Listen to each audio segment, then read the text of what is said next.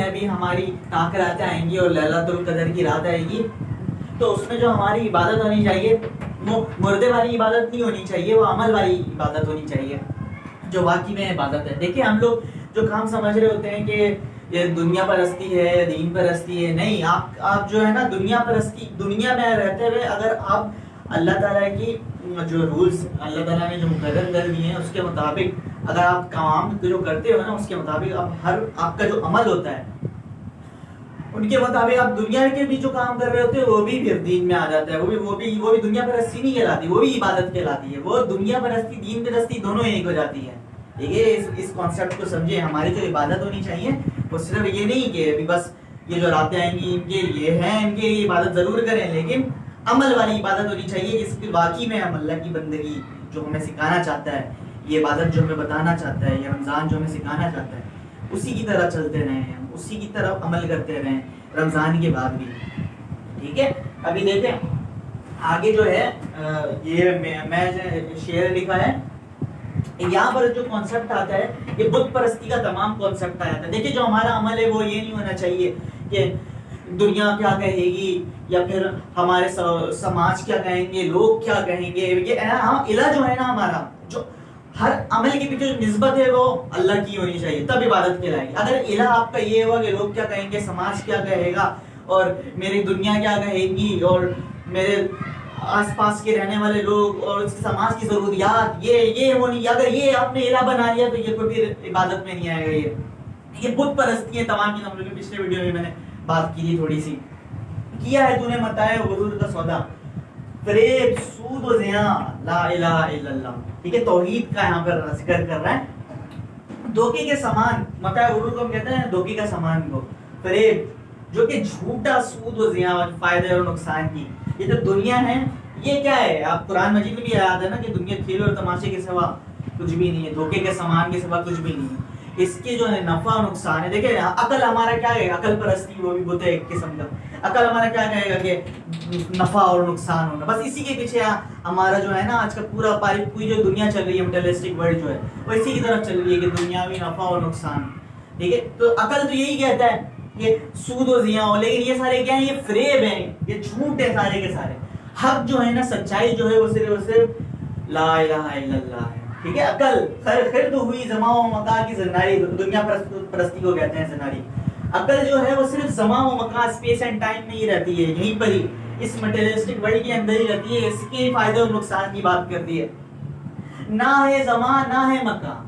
ٹھیک ہے، جو الٹیمیٹ ریالٹی ہے نا، جو حقیقت جو ہے نا، وہ نہ اس اسپیس ٹائم سے پرے ہے، اسپیس ٹائم سے آزاد ہے، اور وہ ہے لا عقل جو ہوتی ہے نا اصل میں وہ ایمان سے خالی ہوتی ہے۔ اس میں جو ہے نا ایمان کی جو دولت نہیں ہوتی، وہ فائدہ و نقصان دیکھ رہا ہوتا ہے، لیکن جو ایمان کی جو دولت ہے، جو عمل کی جو عمل جو ہے نا وہ اس سے، یا پھر جو ایمان جو ہے ہمارا وہ اس سے پرے ہوتا ہے، وہ ہے لا الہ الا اللہ صرف۔ ٹھیک ہے، یہ مال و دولت و دنیا، یہ رشتہ و پیوند، ٹھیک ہے، بتان وہم و گما، لا الہ الا اللہ۔ یہ دنیا کے نفع نقصان میں جو مال ہے، دولت ہے، یہ رشتے ہیں، باپ ہے، بھائی ہیں، ماں ہے، باپ ہیں، یہ اگر الہ نہیں ہے، نسبت اگر صرف وہ اللہ کی نسبت نہیں ہوگی نا، تو باقی ان کے لیے آپ جو کچھ بھی کر رہے ہو یہ تمام کے تمام وہم و گما کے بت کے سوا کچھ بھی نہیں ہے۔ یہ اس توحید کی راہ میں ایک رکاوٹ ہے، یہ جتنے بھی رشتے ہیں۔ یہ ہے اس شعر کا مطلب، یہ مال دولت دنیا، یہ رشتہ و پیوند، بتانے وہم و گما، لا الہ الا اللہ۔ یہ نغمہ ہے فصل گل لالا کا نہیں پابند۔ لوگ مجھے کہتے ہیں کہ کیا نام ہے، کچھ بھی ہو جائے تمہارے ساتھ خوش رہتے ہو، مطلب جیسے ہو ابھی ویسے ہی نارمل کنڈیشن میں رہتا ہوں نا، تو پریشانی بھی آ جاتی ہے بڑی سی بڑی، تب بھی کوئی زیادہ میں پریشان نہیں ہوتا، اور جب بہت زیادہ خوشی ہو جاتی تب بھی میں نارمل اسٹیٹ میں رہتا ہوں۔ تو لوگ مجھے کہتے ہیں یہ کیا ہے، عجیب ہے۔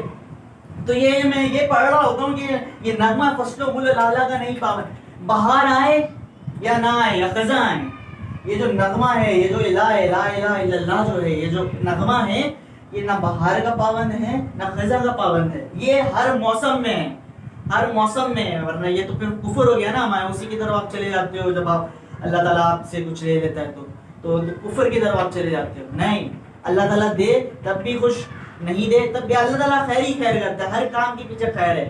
ٹھیک ہے، وہ ذات نہیں ہے جو آپ کو برا چاہتی ہے، 70 گنا زیادہ ماں سے چاہتی ہے آپ کو وہ ذات، ٹھیک ہے، وہ صرف آپ کا خیر چاہتی ہے. تو یہ یہاں سے اگرچہ بت ہے جماعت کی آستینوں میں، مجھے ہے حکم ازاں لا الہ الا اللہ. دنیا میں یہ نمرود کے بت کے جو حضرت کیا نام ابراہیم علیہ السلام کے زمانے میں جو تھا نمرود، اس طرح کی بت پرستی بہت زیادہ ہو گئی ہے. لیکن وہ جو بت ہیں وہ صرف ظاہری بت نہیں ہے، ظاہری بت کے ساتھ ساتھ آج کی دنیا کے اندر ظاہری بھی اور باطنی بت بھی ہیں. بہت ساری باطنی بت بھی ہیں جو کہ دنیا پرستی، میٹریلسٹک ورلڈ ہے، فائدہ ہے، نفع نقصان ہے، نفس پرستی ہے، ٹھیک ہے. یہ تمام کی تمام جو ہے نا ظلم کے خلاف جھک جانا، یہ جو تمام کی تمام جو ہے نا یہ بت پرستی ہیں.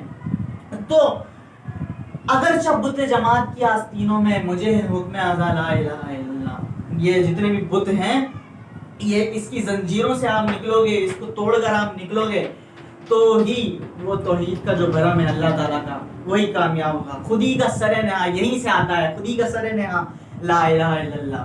خودی جو ہے نا، جو تلوار ہے، جو خودی کی جو تلوار ہے، جو کہ آزادی کی تلوار ہے، اس کی انڈیویجوالٹی کی جو بات کر رہا ہوں، وہ شروع ہی ہوتی ہے یہاں سے لا الہ الا اللہ سے. خودی کا سر نہا لا الہ الا اللہ. ٹھیک ہے، تو یہ تھا ہمارا توحید کا کانسیپٹ. اب جو ہے نا لا الہ الا اللہ کا مطلب آپ کو سمجھ میں آ گیا ہوگا. اب ہم چلتے ہیں محمد رسول اللہ کی طرف. یہ میں آپ کو سمجھانے کی کوشش کرتا ہوں. دیکھیے اللہ تعالیٰ نے آپ صلی اللہ علیہ وسلم کو اس دنیا میں اپنی جو انہوں نے جو قانون جو اللہ تعالیٰ نے جو بنایا تھا، جو قانون جو اتارا تھا قرآن مجید میں، اس کے لیے اللہ تعالیٰ نے آپ صلی اللہ علیہ وسلم کو بھیجا اس دنیا کے اندر. تو جب ہم کلمہ پڑھتے ہیں، ہم محمد رسول اللہ کہتے ہیں، تو ہم یہ اقرار کرتے ہیں کہ ہم وہی قانون مانیں گے جو کہ آپ صلی اللہ علیہ وسلم لے کر آئیں، اور اس کے علاوہ جو بھی قانون ہے اس پر ہم لعنت بھیجتے ہیں. اگر آپ اس قانون کی پیروی نہیں کرتے ہو اور دنیا کے قانون کی جو چل رہی ہے اس کی پیروی کرتے ہو تو آپ جھوٹے ہو، آپ منافق ہو. آپ اسلام کے اندر داخل ہی ہوئے ہو یہی اس کا اقرار کر کے کہ آپ صلی اللہ علیہ وسلم کا قانون ہم مانیں گے، آپ محمد رسول اللہ صلی اللہ علیہ وسلم نے جو قانون بتایا اس کی ہم پیروی کریں گے. ٹھیک ہے، تو آپ اسلام کے اندر داخل ہی ہوئے ہو اس کا اقرار کرتے ہوئے. سمجھ میں آیا؟ یہ ہے محمد رسول اللہ کا مطلب. تو یہ ہے لا الہ الا اللہ محمد رسول اللہ کا اصل مطلب. آپ صلی اللہ علیہ وسلم اس دنیا میں آئے تو عرب کے اندر بت پرستی تھی، منارگی تھی، ملوکیت کا دور تھا، اور معاشرے کے اندر امبیلنس تھا، رشتوں کے اندر اجارہ داری تھی، تو ان کے اندر کوئی بیلنس نہیں ہوا کرتا تھا. تو اللہ تعالیٰ نے آپ صلی اللہ علیہ وسلم کے تھرو ایک اسپریچول یونٹی کا کانسیپٹ دیا کہ مختلف خداؤں کی، مختلف بادشاہوں کی عبادت کو چھوڑ کر ایک خدا کی اطاعت کرو، ایک خدا کی بندگی کرو، ایک خدا کی. یہ جو یونٹی کا کانسیپٹ ہے، اسپریچول یونٹی کا جو کانسیپٹ ہے، یہ انسان کے خود کی فطرت کی اطاعت ہے. اصل میں خدا کی اطاعت انسان کی خود کی فطرت کی ہی اطاعت ہے، کیونکہ انسان کی جو فطرت کی جو بنیاد ہے وہ روح ہے. ٹھیک ہے، یہیں سے شروع ہوتا ہے انسان کی آزادی کا سفر، یہیں سے شروع ہوتا ہے انسان کی انڈیویجوالٹی کا سفر. یہیں سے ہی یہ جو فطرت ہے یہ انتہائی آزاد چیز ہے انسان کے اندر. یہ چاہتی ہے اپنے آپ کو ایکسپریس کرنا، اس کا تعلق ہے فری ول کے ساتھ. ٹھیک ہے، یہ جو توحید کا کانسیپٹ ہے یہی جڑا ہوا ہے انسان کی اڑان کے ساتھ، یہی جڑا ہوا ہے انسان کے مختلف، انسان کے اندر جو بت ہیں مختلف قسم کی ظاہری اور باطنی جو بت ہیں ان سے آزاد کرتا ہے. یہی انڈیویجوالٹی، اور یہی وہ انڈیویجوالٹی ہے جو کہ قیامت کے دن خدا کے روبرو بھی اس کو کوئی ٹھیس نہیں پہنچے گی. سورۃ الزمر آیت نمبر 68 کے اندر ہے کہ جب سور پھونکا جائے گا، اس دن جب سور پھونکا جائے گا تو آسمان اور زمین میں جو کچھ بھی ہے سب کے سب گر پڑ جائیں گے سوائے اس نفس کے جسے اللہ تعالیٰ زندہ رکھے گا. وہ نفس انڈیویجوالٹی ہے، وہ نفس ہے ہماری خودی، وہ ہے ایک پوری ہماری خودی جس کی تربیت کرتے ہیں. یہ جو خودی ہے یہ انتہائی آزاد چیز ہے. اسی کی بات کرتا ہے عمران خان. یہ انسانی جو فطرت ہے یہ انتہائی آزاد چیز ہے. یہ تمام قسم کی زنجیروں کو توڑ کر، تمام قسم کی بت کو توڑ کر، ظاہری اور باطنی بت کو توڑ کر یہ اللہ کے روبرو بھی کھڑے ہو جائے گی قیامت کے دن. ٹھیک ہے، یہ ہے وہ آزادی. یہاں سے لا الہ الا اللہ سے وہ اندرونی آزادی آئے گی، اور پھر یہاں سے ہی بیرونی آزادی انصاف کی شکل میں آئے گی. ٹھیک ہے. تو یہ اس کی بات کرتا ہے عمران خان. اچھا اب یہ جو انڈیویجوالٹی ہے نا یہ تو آپ کو سمجھ میں آ گیا. اب اس کو ہم لوگ پالش کس طرح کریں گے یہ پھر میرے پاس ٹائم میں رہا تو میں آگے آنے والے ویڈیوز کے اندر اس سے میں مزید کوشش کروں گا کہ رمضان کے اندر ہی سمجھا دوں, کیونکہ ایسے ٹاپک کو مجھے اس مہینے میں ہی سمجھانا چاہیے. تو میں آگے ویڈیو میں یہ بتاؤں گا کہ اس انڈیویجوالٹی کو ہم پالش کس طرح کرتے ہیں.